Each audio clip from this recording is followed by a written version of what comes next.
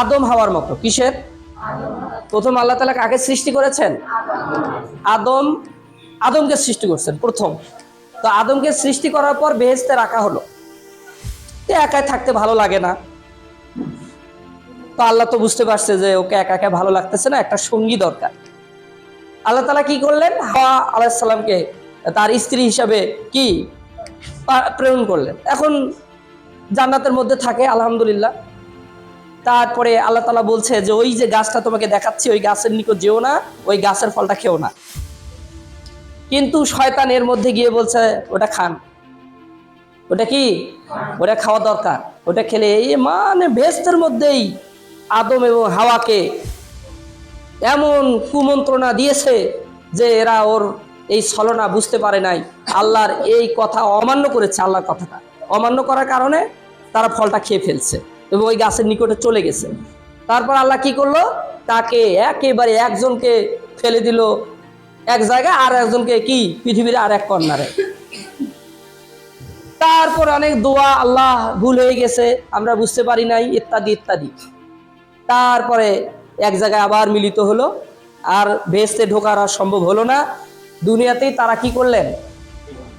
মানে পরিবার গঠন শুরু হলো, তাদের বাচ্চা হয়ে গেল হাবিল কাবিল দুইজন।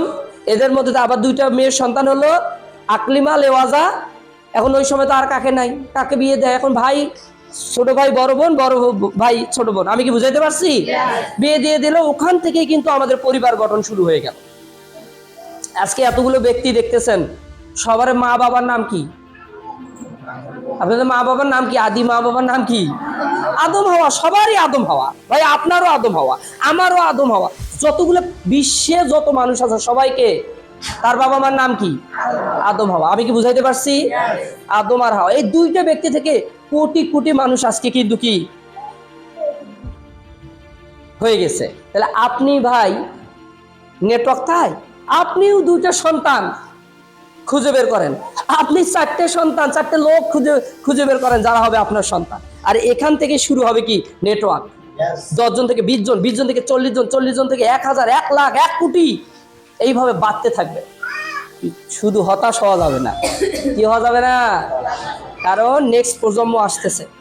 ক্লাস 5-এর আসতেছে, 4-এর আসতেছে, 3-এর আসতেছে, 6-এর আসতেছে, 8ম শ্রেণী আসতেছে। কাস্টমারের কিন্তু অভাব নেই। আবার মনে করেন না কাস্টমার শোক শেষ, দিনাজপুরে সবাই জয়েন করছে আর কেউ নাই। হুজুর সবাই জয়েন করছে দিনাজপুরে আর কেউ নাই। তাহলে ক্লাস 6-এর বাচ্চাটা কি কাস্টমার না? সে তো জয়েন করে নাই। তারাও তো একসময় ক্লাস 9-এ উঠবে, তাদেরও তো 18 বছর বয়স হবে। হবে কি হবে না? হবে। আপনি শুধু হাল ছেড়ে দিয়েন না, হাল ছেড়ে দিয়েন না। কি হাল ধরে রাখতে পারবেন তো নাকি? নেটওয়ার্ক মার্কেটিং মূলত সেলসটাই আসল, বিক্রয়টা আসল। যারা বিক্রি করতে পারে তারাই কিছু কিনতে পারে। যারা বিক্রি করতে জানে না তারা কিনতেও পারে না। আমি কি বুঝাইতে পারছি? যারা কিনতে পারে তারা বিক্রিও করতে পারে। আপনাকে বিক্রিটা শিখতে হবে, তাহলে জীবনে কিনতে পারবেন। বিক্রয়টা শিখতে হবে। অন্যের কাছে কোনো কিছু মালিকানা হস্তান্তর করা। কি হস্তান্তর করা? মালিকানা হস্তান্তর করা কোনো কিছুর বিনিময়ে। তাহলে আপনার কাছে তেল, সাবান, শ্যাম্পু, মরিচের গুঁড়া, হলুদের গুঁড়া আছে, তা আপনি কেন বিক্রি করছেন না? কেন আপনার লজ্জা লাগে? কেন আপনার বলা আমি ওর কাছে বিক্রি করতে যাব? মরহুম আজিব মলম, আমি হলুদের গুঁড়া বিক্রি করতে যাব? দাম তো বলবেই, কোয়ালিটি সম্পূর্ণ যে জিনিস যেটার ভালো দাম তার একটু কি বেশি। আসলে দাম বেশি না, আমাদের প্রোডাক্টটাই দামি। আমি কি বুঝাইতে পারছি? আমাদের প্রোডাক্টের দাম বেশি না, আমাদের প্রোডাক্টটাই দামি প্রোডাক্ট। ওনাকে বলবেন যে ভাই আমাদের দাম বেশি না, আমাদের প্রোডাক্টটাই দামি। প্রোডাক্টটা কি দামি প্রোডাক্ট, ওটা কম দামি না, এটা দামি প্রোডাক্ট। ভাই এটা বুঝতে হবে। কেন দাম বেশি? দাম বেশি না, দামি প্রোডাক্ট। টেলিভিশন 14 ইঞ্চি আপনিও কিনলেন 21 ইঞ্চি, কেউ কিনতেছে 25,000 টাকা আর আপনি পাইলেন 12,000 টাকা। তো ওখানে টেলিভিশন ছবি দেখা যায়, এখানেও তো ছবি দেখা যায়। তাহলে 21,000 টাকা দিয়ে কেনার কি দরকার? এটাও তেল দিয়ে চলে মোটরসাইকেল, ওটাও তেল দিতে, ওটার দাম আবার 6 লাখ, আর আমাদের অ্যাপাসির দাম ফিরে 1,74,000 হলো কেন? ব্যাপারটা কিন্তু বুঝলেন।